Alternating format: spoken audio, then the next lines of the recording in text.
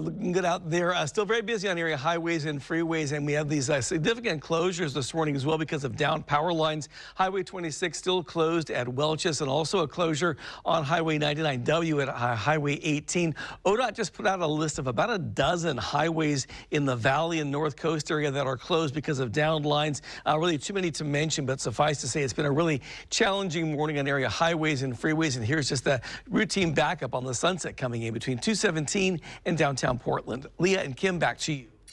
Tony, thank you. We do have a lot of schools that are delayed or closed this morning because of problems from the weather overnight. The Astoria, Seaside, Battleground, and Evergreen school districts are closed. Clatskanie, Estacada, and Lincoln County school districts are on a 2-hour delay this morning. We will keep you updated on closures and delays throughout the morning, but you can also find a full list of those delays and closures scrolling at the bottom of your screen. You know, they say it's going to be windy, but you never expect it to be that bad. Now to our coverage of the damage from strong wind overnight. Yeah, we begin our first live local team coverage in Tualatin this morning with Fox 12's Deborah Gill. Deb, you have seen quite a mess there in a couple of different locations. Tell us exactly where you are and what you're seeing. Right now, Kim, we are on Southwest 115th Avenue off Tualatin Road, where, several trees have come down in this neighborhood. You can see this one took down a utility pole. And as Michael pans around, you can see where it started there, the root ball where it came down, crashed, and now it is covering the majority of the road, along with taking down that utility pole. And there is an Xfinity crew here now. Don't know if they're going to be working on this anytime soon. Now take a look at this. This tree crashed down through an apartment home. It actually trapped a man. This is just not far from where we are standing. Neighbors tell me this tree came down just after 1 this morning. The very large tree went through the roof and into the home and trapped a man. We're told he's okay, but after being rescued by fire crews, he did go to the hospital to be checked out. And very near here, another tree came down, also into an apartment home. It damaged 2 cars as well, but the family who lives in that unit is okay.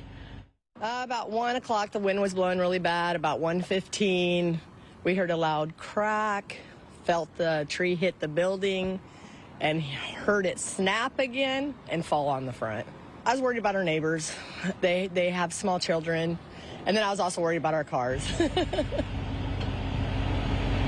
Again, here on Southwest 115th, 2 trees came down and are now blocking the road. One of them, as I just showed you, took down the utility pole in this part of the neighborhood. And then down the street, another tree crashed, and it is also blocking the road. Neighbors now are a bit concerned about all the other large trees in this area. They're worried, even though the wind has died down, that with the rain, wet, unstable ground, that more of them could come down. I am live in Tualatin. We now want to send it to Mackenzie Richmond, who's live in North Portland with a look at what's happening there. Well, Deb, people are definitely waking up in darkness here in North Portland. Right now, where I'm standing is right along North Michigan Avenue, close to North Fremont Street. But where the most damage we've seen here in North Portland is right down the way, closer to North Revere Street. Now, we did have to move up the street. If you were watching earlier, we were right in front of the tree that had fallen. But we did have to move up because the tree removal teams and crews have arrived here. Now, it's hard to see from here, but right down there is where a tree is completely blocking the roadway because heavy winds and weather brought that tree down overnight, and it actually landed right on top of several power lines. Now, the base of the tree, it looked like it fell on top of a car, and then the force of the tree when it fell on those power lines actually caused the power pole that the lines were attached to split in half, and that top half fell and crushed a second car. Now, broken power lines are still sprawled across the street, but we did see PGE here on the scene much earlier this morning when we arrived around 4:30 this morning, and they turned off the electricity at that point, which is why crews are now able to safely get through to that area.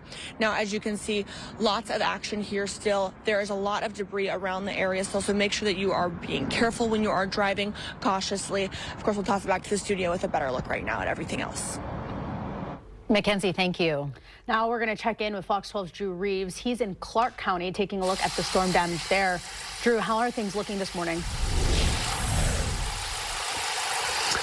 Well, we're definitely finding those areas where we're seeing quite a bit of damage. We're at one right now. This is the intersection of 99th and St. Helens in Vancouver. And we have our drone up to show you the damage that we're seeing right now, which includes a power pole that has been snapped in half. You can see part of it hanging down there.